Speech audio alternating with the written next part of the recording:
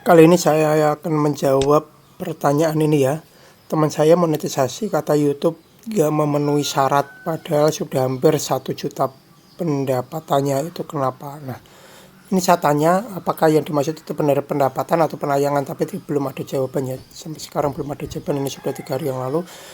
Jadi saya akan menjawab pertanyaan ini berdasarkan perkiraan saya saja ya. Ini baik pendapatan maupun kalau misalkan pendapatan maupun penayangan, nanti intinya jawabannya hampir sama gitulah. Nah, yang pertama, ketika teman-teman mengira ya syarat monetisasi itu kan ada ini ya. Nah, 1000 subscriber dan 4000 jam waktu tonton, atau 1000 subscriber dan 10 juta penayangan. Nah, ada ini atau ini. Nah, tapi ini itu bukan syarat, bukan satu-satunya syarat. Ini itu bukan satu-satunya syarat, tetapi ada syarat yang lain. Teman-teman selain harus mencapai ini kan harus dicapai, yang harus dicapai. Selain ini ya, teman-teman itu juga harus memperhatikan ini juga. Nah, yang di bagian kanan ini, kebijakan monetisasi channel YouTube, pedoman konten yang cocok untuk pengiklan, pedoman komunitas YouTube, ini termasuk hajib pun masuk di sini. Nah, seperti ini, itu harus dipelajari semua, itu harus memenuhi syarat ini semua. Kalau misalkan walaupun ini ya, walaupun sudah memenuhi syarat ini, misalkan 1000 subscriber dan 4000 jam, misalkan sudah memenuhi ini, tapi tidak memenuhi pedoman komunitas atau pedoman konten yang cocok untuk pengiklan, nah itu nanti juga akan ditolak. Karena pada saat monetisasi itu, sebelum monetisasi itu ada namanya peninjauan. Nah, di sini juga ada keterangannya juga ini ya.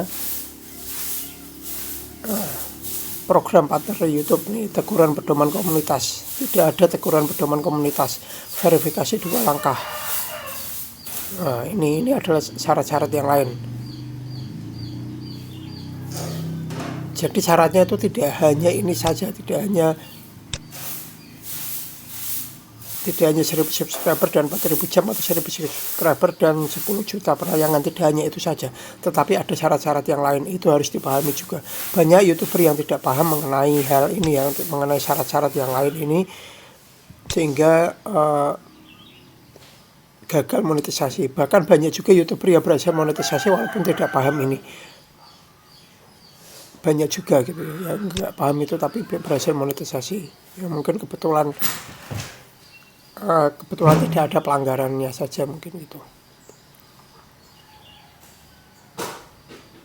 Nah, mengenai apabila ini pertanyaannya kalau misalkan pendapatan ya, jadi selain ini pun ada juga apa yang namanya ya, di sini belum ada keterangannya ya, itu ada yang namanya traffic tidak valid ya.